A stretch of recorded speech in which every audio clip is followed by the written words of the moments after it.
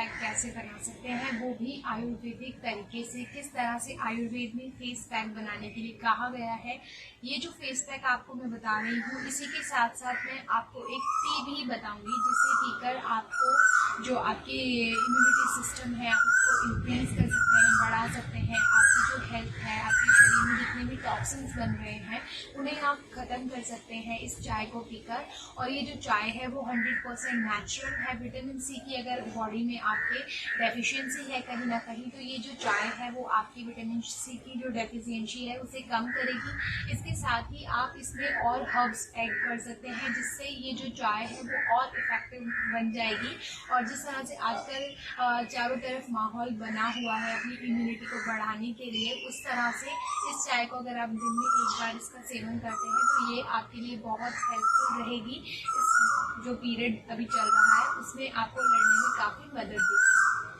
आपके घर में जो आप लोग फ्रूट्स खाते हैं उनके छिलके आप लोग फेंक देते हैं, आप लोग नहीं जानते उन जो छिलके आपने फेंके हैं उनमें कितने तरह के मिनरल्स, विटामिन उसमें छुपे होते हैं जो शायद आप खा नहीं सकते, लेकिन आप उन छिलकों से ढेरों फ़ायदा ले सकते हैं। आप उन छिलकों की चाय किस तरह से बनाकर पी सकते हैं और आप उन छिलकों को कैसे फेस पैक की तरह यूज़ कर सकते हैं, वो आज सभी हम लोग इस वीडियो में डिस्कस करने वाले हैं।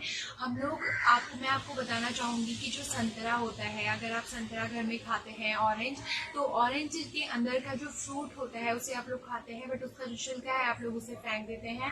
ऑरेंज विटामिन सी से भरपूर होता है, ये बात सभी जानते हैं। और इस वक्त हमें विटामिन सी की कितनी ज़रूरत है, ऐसा बहुत सारे लोग मतलब कह रहे हैं आप विटामिन सी से भरपूर चीज़ें खाइए, जैसे कि आंवला है और नींबू है, आप संतरा खाइए रोजाना, एक ही आपकी इम्यूनिटी को बूस्ट करेगा। बेसिकली क्या होता है, हम लोग सोचते हैं सिर्फ फ्रूट जो हम लोग खा रहे हैं उसके अंदर ही उसका जो सारा विटामिन मिनरल्स जो है वो उसके फ्रूट के अंदर ही है, लेकिन ये सब गलत है। उसके जितना उसके छिलके में उसका विटामिन होते हैं उतना ही उसके अंदर होता है। और बल्कि ये कहा जाता है कि जो फ्रूट है उससे कहीं ज़्यादा उसके छिलकों में ताकत होती है। तो छिलकों को कम मत समझिए, छिलकों में बहुत ही सारे फाइबर्स, उसके मिनरल्स, उसके विटामिन छुपे हुए हैं जिसका फ़ायदा हम लोग इस वीडियो के माध्यम से अगर आप लोग ये वीडियो पूरा देखते हैं तो उठा पाएंगे आगे के बाद में। जब भी आप लोग फ्रूट्स खाते हैं तो सबसे पहले उनके छिलकों को छीलने के बाद में धोकर अच्छे से रख लीजिए। सूख जाते हैं वो, धो के सूखने के बाद में उनको छोटा छोटा काट लीजिए। जितना बारीक आप काटेंगे उतना जल्दी सूखते हैं। अगर आपको काटने का टाइम नहीं है तो नॉर्मली आप उनको इस तरह से भी नॉर्मली सुखा सकते हैं, वो तब भी सूख जाते हैं। बस उसमें थोड़ी सी मेहनत ज़्यादा करनी पड़ती है, जब आप उसे सुखाएंगे तो टाइम थोड़ा ले लेते हैं सूखने में। तो इस तरह से आप उनको सुखाकर एक जगह स्टोर करके रख लीजिए। जब भी आप लोग उसे धूप में सुखाएंगे तो आप क्या करेंगे, धूप में डायरेक्ट कभी भी किसी भी छिलके को नहीं सुखाना है। कोई भी ड्राई जो चीज़ होती है उसे आयुर्वेद कहता है कि आप अगर सनलाइट में डायरेक्टली रख देते हैं, तो सनलाइट में जब भी हम किसी चीज़ को रखते हैं डायरेक्टली, तो जो सन होता है वो उसके अंदर छुपा हुआ असेंशियल ऑयल जो है वो एब्जॉर्ब कर लेता है। आपने सन की अगर आपको एक चीज़ पता हो सन के बारे में कि हम लोग किसी भी चीज़ को जिसमें थोड़ा सा मॉइस्चर है अगर उसको सन के सामने रख देते हैं उसका मॉइस्चर तुरंत खत्म हो जाता है, क्योंकि जो उसके अंदर का वाटर कंटेंट था वो सन ने अपनी ओर ले लिया। लेकिन ये क्या होता है, जब हम लोग ने इसे डायरेक्ट रखा तब ये चीज़ हुई, लेकिन जब आप उसके ऊपर एक कपड़ा या एक परत डाल देते हैं, जैसे कि आपने उसको छाया में सुखाना है, आपको सीधे सनलाइट में नहीं सुखाना है, तो जब आप या पंखे के नीचे सुखा सकते हैं या आपके रूम में पूरी भरपूर रोशनी आती है तो आप पंखे के नीचे भी वो सूख जाता है। तो इस तरह से सुखाएं, वो जल्दी सूख जाएगा और आपको डायरेक्ट सनलाइट देने की उसको ज़रूरत नहीं है। जब भी हम लोग डायरेक्ट सनलाइट में देते हैं तो जो उसका बेनिफिट्स होते हैं वो हाफ हो जाते हैं, फिर आपको उसके पूरे बेनिफिट्स नहीं मिलेंगे। अब क्या होगा, धोकर जब हम लोगों ने उसको काट कर रख लिया है, उसे अच्छे से किसी अच्छे साफ बर्तन में आप रख लीजिए ताकि आप लोग उसे नेक्स्ट में कभी भी जब चाय बनाते हैं तो उसे यूज़ करिए। चाय बनाने के लिए क्या करना है, आपको 1 गिलास पानी लेना है। 1 गिलास पानी में आपने थोड़ा सा ये छिलके जो है वो लिए और उसमें पानी में डाल दिया। उसके बाद में जब वो गिलास पानी है वो हाफ क्वांटिटी में रह जाएगा तो जो छिलके का सारा सार है वो उस पानी के अंदर आ जाएगा। अब आप क्या कर सकते हैं, इस चाय को पीजिए। आप चाहे तो इसमें जब ये उबल रहा हो उसमें थोड़ी सी हर्ब्स ऐड कर सकते हैं, जैसे कि इलायची, सौंफ, लौंग जो होती है वो आप ऐड कर सकते हैं, सौंठ ऐड कर सकते हैं, दालचीनी, तेजपत्ता, इस तरह की जो हर्ब्स हैं, इंडियन हर्ब्स, आप इन्हें ऐड कर सकते हैं। और आप इस चाय का सेवन कर सकते हैं दिन में 1-2 बार, और आप थोड़ा सा पी लीजिए। आप फिर पहले चेक करिए आपको कोई प्रॉब्लम तो नहीं हो रही है इस चाय को पीने से। तो अगर आपको सब नॉर्मल लगता है तो आप इस टी को 1 से 2 बार दिन में ले सकते हैं। ये आपकी जो शरीर की टॉक्सिन्स है, गंदगी है, उसे भी निकालने में आपकी सहायता करेगी। और आप हमेशा विटामिन सी से रिलेटेड चीज़ें नेट पे सर्च करते रहते होंगे कि ये चीज़ से अगर हम लोग ले लेते हैं तो हमारे फेस के लिए हम लोग विटामिन सी ले लें और हमारे इनटेक हमारा विटामिन सी का अच्छा हो।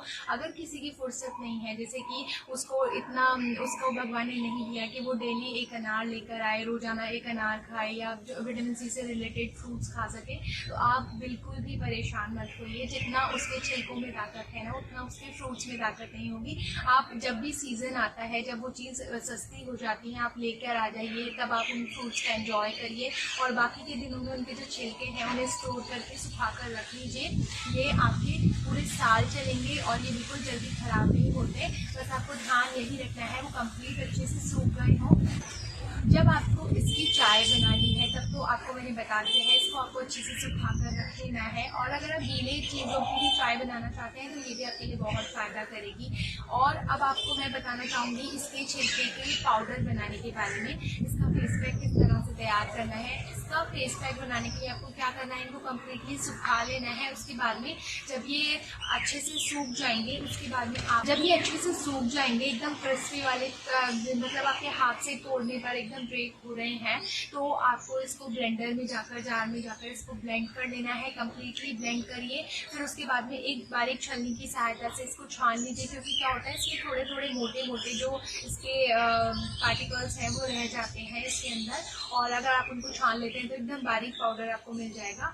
आप अनार के छिलके सुखा लीजिए, आप संतरा के छिलके सुखा सकते हैं, लेमन जो आप स्क्वीज करते हैं आप उसके छिलके सुखा सकते हैं, पुदीना आपके घर में होता है आप उसको सुखा कर रख सकते हैं। इस तरह से जो सब्जियां हैं जिन्हें आपको लगता है कि हाँ ये जल्दी सूख जाएंगी और इनका फ़ायदा आप ले सकते हैं। इसी तरह से पपीते के जो बीज होते हैं उनको आप सुखा सकते हैं। पपीते के बीज भी बहुत ज़्यादा बेनिफिशियल होते हैं। और इसी तरह से आप हर तरीके की हर्ब्स जो आपके घर में होती है आप उसको सुखा कर रख सकते हैं, जो कि आपको लॉन्ग टाइम के लिए यूज़ आ सकती है और आप उसका बेनिफिट ले सकते हैं अपने खान पान के दौरान। इसी तरह से जब सर्दियों में गाजर आती है तो आप उसको कद्दूकस करके गाजर को और आप उसको सुखा कर रख सकते हैं। डायरेक्ट सनलाइट में नहीं सुखाना है, मैंने आपको बताया है। आपको थोड़ा सा उसको कम सनलाइट में सुखाना है, पंखे के नीचे कैसे भी आप उसको सुखा लीजिए। और उसके बाद में या फिर आप जब भी इसको सन के आगे रख रहे हैं तो उसके ऊपर एक सूती कपड़ा डाल दीजिए। उसके बाद में जो ये गाजर है उसको पाउडर बना के रख सकते हैं। जब भी आप कुछ खाना बना रहे हैं, कोई डिश ऐसी बना रहे हैं, उसमें ये गाजर का जो पाउडर है वो डाल सकते हैं। ये फुल ऑफ मिनरल्स, विटामिन से भरपूर है।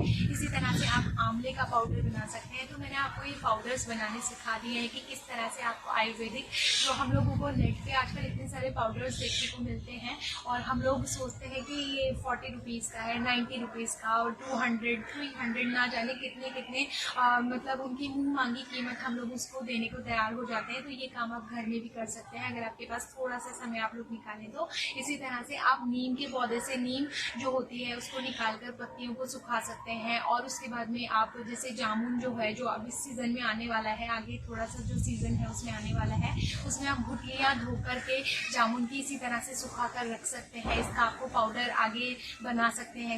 इसके भी बहुत सारे फायदे हैं। और अगर आप खा नहीं सकते इन चीज़ों को तो आप सिंपल इसको दही के साथ मिलाकर, दूध के साथ मिलाकर, शहद के साथ मिलाकर जब इनका पाउडर फॉर्म हो जाए उसके बाद आप शरीर पर अप्लाई कर सकते हैं। आपको इनकी जो स्किन बेनिफिट्स हैं वो बहुत ही अच्छे मात्रा में मिलेंगे। और जब आप संतरे का, ऑरेंज का जो पाउडर है या जो आपका अनार का पाउडर है उसका आप जब दही में मिलाकर, शहद में मिलाकर या दूध में मिलाकर जब आप अपने फेस पे अप्लाई करते हैं तो आपका जो फेस का स्किन टोन है वो इंक्रीज होता है, बहुत मतलब बढ़ता है, स्किन टोन सुधरता है आपका।